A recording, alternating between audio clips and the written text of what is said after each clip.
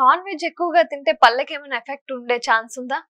No, actually non veg తినడం వల్ల ఇది వెజ్ తినడం వల్ల అనేది ఉండదు. ఓన్లీ థింగ్ ఇస్ గట్టి పీసెస్.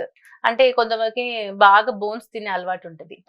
అంటే ఇంకా ఎట్లాంటి టైప్ అయినా అది బ్రేక్ కావాలనే ఇంటెన్షన్ తో కొరుకుతుంటారు కదా, అట్లాంటివి ఉన్నప్పుడే పళ్ళు బ్రేక్ అవుతుంటాయి, పళ్ళు ఫ్రాక్చర్ అవుతుంటాయి అనమాట. అదొకటి చూసుకొని తినాలి. Normal non veg chicken or fish doesn't matter. అది ఫైబర్ ఫుడ్ లాగానే ఉంటది కాబట్టి అంత పెద్ద మనకి ఇంజూరియస్ కాదు, పన్ను మీద కూడా అంత పెద్ద ట్రామా ఏమి ఉండదు. Okay okay. పళ్ళు అడ్డంగా తోమడం వల్ల ఏమైనా ప్రాబ్లం ఉందా? అంటే కొందరేమో ఇలా నిలువుగా తోమాలి అని చెప్తూ ఉంటారు, మనం సాధారణంగా ఇట్లా అనేస్తూ ఉంటాం కదా. సో అలా చేయడం వల్ల పళ్ళు సరిగ్గా క్లీన్ అవుతాయా?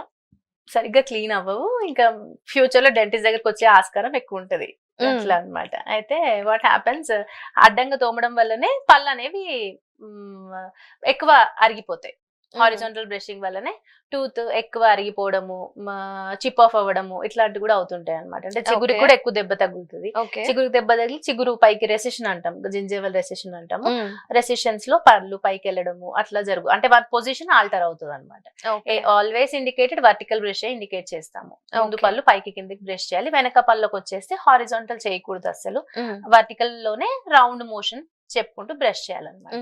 అట్లా అలా ఎక్కువగా అడ్డంగా చేస్తే పళ్ళు అరిగిపోయే ఛాన్స్ ఎక్కువగా ఉంటుంది. చాలా అరిగిపోతాయి. డైలీ 2 minutes అయినా కూడా లైఫ్ టైం ప్రొసీజర్ అది. డైలీ 2 minutes ఎవరు బ్రష్ చేయరు మనం, అందరూ ఒక 10 minutes చేస్తున్నారు ఈ కాలంలో. అంత సేపు నాట్ నెసెసరీ, యాక్చువల్లీ అంత సేపు is not at all necessary. మంచి మెత్త బ్రష్ అయితే అంత 10 minutes చేసే ఓపికనే ఉంటే గనక మంచి వెరీ సాఫ్ట్ బ్రష్ యూస్ చేసుకోవాలి. Any toothpaste of pea size, చిన్న టూత్ కొంచెం పేస్ట్ పెట్టుకొని వెరీ సాఫ్ట్ బ్రషెస్ వాడుకోవాలన్నమాట. So just 2 minutes morning and evening చేసుకుంటే సరిపోతుంది. అంతే. ఓకే.